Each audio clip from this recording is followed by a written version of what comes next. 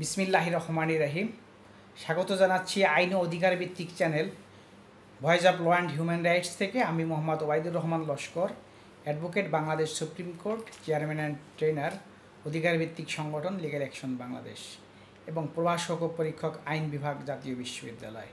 আজকে আমি আলোচনা করব দেনমোহর কী এবং দেনমোহর প্রদানের শর্ত কী বা বিধিবিধান কী এই সংক্রান্তে সংক্ষিপ্ত আলোচনা করছি। প্রথমে জানব দেনমোহর কী। দেনমোহর হচ্ছে কনসিডারেশন অফ ম্যারেজ, ইংরেজিতে বলা হয়, বা বাংলায় বলা হয় বিবাহের প্রতিদান। অর্থাৎ একজন প্রাপ্তবয়স্ক পুরুষ যখন একজন প্রাপ্তবয়স্ক নারীকে বিবাহ করে তখন তাকে প্রতিদানস্বরূপ যে অর্থ বা সম্পত্তি প্রদান করা হয় সেটি হচ্ছে দেনমোহর। প্রশ্ন হচ্ছে, এই দেনমোহরের পরিমাণ কত? দেনমোহরের পরিমাণ কত এই সংক্রান্তে স্পষ্টত কোনো বিধান নেই। তবে হানাফি মাযহাবে যারা বিশ্বাসী তাদের ক্ষেত্রে প্রযোজ্য হচ্ছে যে 10 দিরহাম, যেটা বাংলাদেশি টাকার সমমূল্য প্রায় 230 টাকা, এর নিচে দেনমোহর হতে পারবে না। দেনমোহর পরিশোধের বিধান কি এই সংক্রান্তে বলা হয়েছে মুসলিম পারিবারিক অর্ডিন্যান্স 1961 এর 290 ধারায়। সেখানে বলা হয়েছে দেনমোহর 2 প্রকার। একটি হচ্ছে গিয়ে তলবি, অপরটি হচ্ছে বিলম্বিত। তলবি কি? তলবি হচ্ছে কোন নারীকে বিবাহ করার পর তিনি দেনমোহর ধার্যপূর্বক বিবাহ পরবর্তী যে কোনো সময় চাহিবা মাত্র পরিশোধে বাধ্য থাকিবেন। অর্থাৎ কোনো বিলম্ব করা যাবে না, চাহিবা মাত্র তাকে সেটা প্রদান করতে হবে। আর বিলম্বিত হচ্ছে বিবাহ পরবর্তী যে কোনো সময় সেটি দিতে পারেন, অথবা ডিভোর্স কিংবা তালাক বা মৃত্যুর পরে সেটি আদায়যোগ্য। মৃত্যুর পরে আদায়যোগ্য কী এই সংক্রান্তে বলা হয়েছে, স্ত্রী তার দেনমোহর আদায়ের জন্য ইভেন স্বামীর সম্পত্তি পর্যন্ত সে দখলে রাখতে পারবে। এটি বলা হয়েছে 296 ধারায়।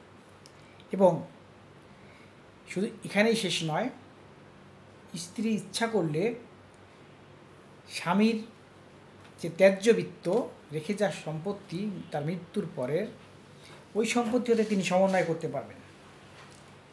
উল্লেখ্য, মোহরানার মামলা দায়েরের কোনো সময়সীমা নেই, এটি আইনে স্পষ্টত বলা আছে। স্ত্রী তালাক দিলে কি দেনমোহর দিতে হবে কিনা, প্রায়শই এই প্রশ্নটি অনেকে করে থাকেন। মনে রাখবেন, স্ত্রী তালাক দিক অথবা স্বামী তালাক দিক, দেনমোহর অবশ্যই পরিশোধ করতে হবে। স্বামীকে অবশ্যই দেনমোহর পরিশোধ করতে হবে। তবে যদি স্বামী এবং স্ত্রীর মধ্যে দাম্পত্য সত্ত্ব স্থাপন হয়ে থাকে, যদি তারা দাম্পত্য সম্পর্ক প্রতিষ্ঠিত করে থাকে, তাহলে দেনমোহর 100% পরিশোধ করতে হবে।